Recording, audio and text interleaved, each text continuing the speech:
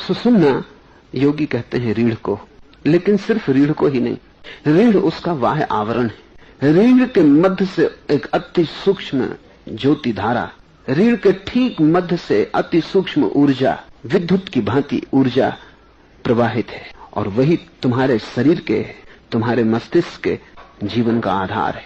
तुम्हारा मस्तिष्क 7 करोड़ सूक्ष्म तंतुओं वाला तुम्हारी सुषुम्ना का ही एक छोर है, रीढ़ का ही एक छोर है।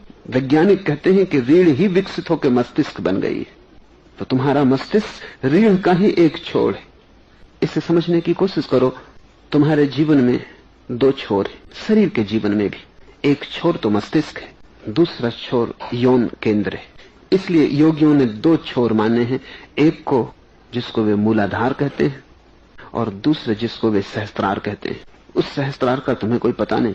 रीढ़ के 2 छोर हैं, एक काम वासना और एक परमात्मा की प्रतीति, परमात्मा वासना। एक तरफ काम, दूसरी तरफ राम, और इन दोनों के बीच जो प्रवाहित धार है ऊर्जा की, एनर्जी की, उसका नाम सुषुम्ना है। रीढ़ उसकी बाहरी खोल है।